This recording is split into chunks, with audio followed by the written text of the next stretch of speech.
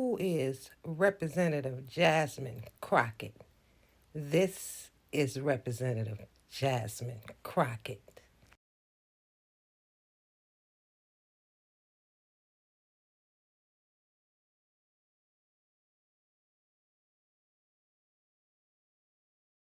This week's political figure episode, we got Katie Porter's sister from another mister. The one Crockett whose fight in Texas is actually worth remembering, Jasmine Crockett. Jasmine Ba Felicia Crockett was born in St. Louis, Missouri on March 29th, 1981, making her an original model year millennial. She got her bachelor in business from Rhodes College in Memphis, Tennessee, before attending University of Houston Law to get her Juris Doctor. After being accepted to the bar, she worked as a civil rights lawyer and a public defender for Bowie County before starting her own firm. At her own firm, she continued fighting for civil rights by taking on pro bono cases for civil rights activists who were fighting for police reform. In 2019, she ran for the Texas House of Representatives and won, and immediately started rocking the boat. First by authoring 26 bills, more than any other freshman congressperson in the House. Many of these bills were set to address real problems facing Texas, like voting rights access, an ongoing health crisis in 2021, budgetary problems where Texas was failing to balance its budget, and police reform. However, after Governor Abbott signed House Bill 1900, a bill designed to financially penalize any city that cut any funding from their police department, it became painfully obvious to Crockett that the fuckwits in the Texas state legislature had no real interest in fixing any of Texas's actual problems, and were going to spend most of their time focusing on dumb shit like, banning late-term abortions and critical race theory from pre-K classes, or whatever the fuck people in Texas think are actual problems that don't really exist. So Jasmine decided to take the approach that you can ignore my legislation, but you can't ignore me. Most notably calling out Craig Goldman, the person who authored HB 1900, for what the state's role was in policing areas like South Dallas, the area she represented and had long struggled with issues with discriminatory and violent policing. A question Goldman was unable to answer and would later cause Crockett to remark that these legislators are trying to fix problems in areas they've never been and don't represent, while ignoring and undermining the representatives who have been elected to represent those areas and those people. Crockett, realizing she lacked the voting power or leverage to get any legislative wins, she decided to start working on making sure they could get as few legislative wins as possible, speaking out vocally against harmful and discriminatory legislation at every possible turn. Although her and her colleagues' victories were limited, they did end up yielding some success, most notably killing a Republican voter suppression bill by walking out of the chamber at the last minute of voting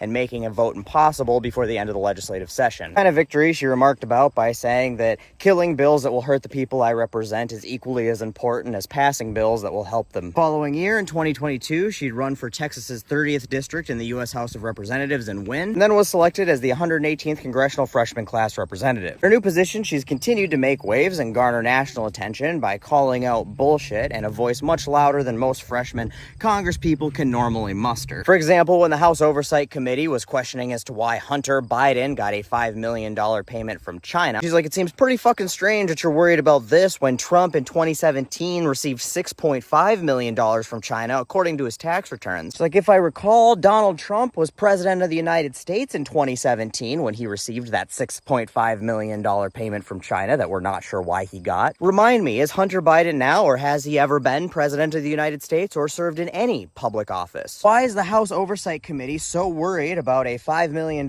payment from China to a private citizen who has never served in public office, but doesn't seem to give any fucks about $6.5 million that the president of the United States received while he was president of the United States? The answer she received was a dumbfounded look and some incoherent babbling from Kentucky's James Comer. Her most famous remarks, however, were likely to Anna Paulina Luna of Florida, the congresswoman whose name sounds like a shitty music festival, when Luna decided to pose some irrelevant questions to Dr. Montz, director for the Center of Consumer Information and Insurance Oversight, on the relationships between China and the U.S. Something Dr. Ellen Montz responded to was saying that she has no professional or personal experience with the China-U.S. relationship, as that's not her job. Something Luna retorted to by saying she should learn about how China feels about us and how they're committing espionage by reading Breitbart. No joke, a real-life, living, breathing congresswoman in real-life, living, breathing Congress, and not in an SNL skit or anything, told a person with doctor at the front of their name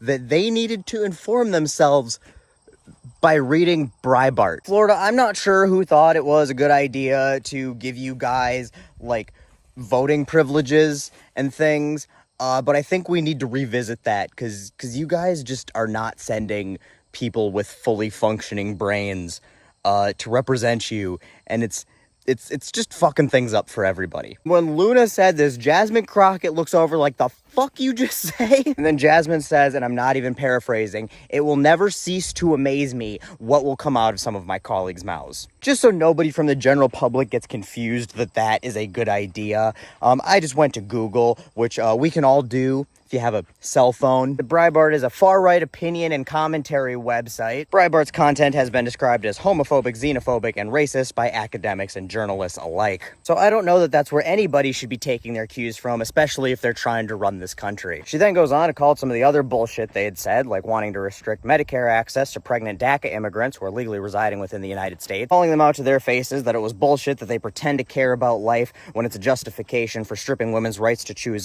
their reproductive health care, but suddenly don't give two fucks about life when it comes to preventable maternal fatality rates. Then she called them out for bitching about immigration problems by saying it's a Republican-controlled House, not a single one of you motherfuckers has put forward a single bill to address any of the issues you claim is such a problem. Because you don't actually care about doing your job, and you don't actually care about immigration, you care about using immigration as a boogeyman. Then she closed it out by commending Dr. Mons for keeping such steady composure in the face of such idiotic questions. Granted, I did paraphrase some of that, but what I added in colorful language, Jasmine Crockett more than makes up for in just pure attitude. Complete with the hair tosses and the side eyes and saying shit like, oh, let's address some of these half-truths. I'm sorry, they're full lies. I was trying to be nice, but you know, whatever. It's incredible. All of her stuff is incredible. You should go watch it. It really does give like Katie Porter vibes in an African-American millennial package, and it is great. So now, all that said, she is a freshman in Congress. She's brand new, so there's not much for legislative accomplishments yet, but she's already shown in her very short time that she is clearly not afraid to metaphorically jump into the ring and throw hands. Honestly, probably physically, too.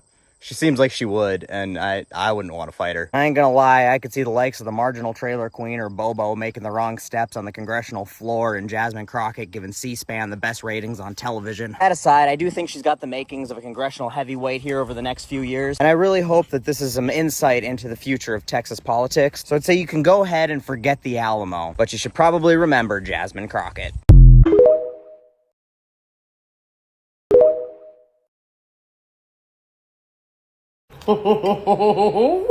Jasmine Crockett, who your mama, girl? You was raised up right.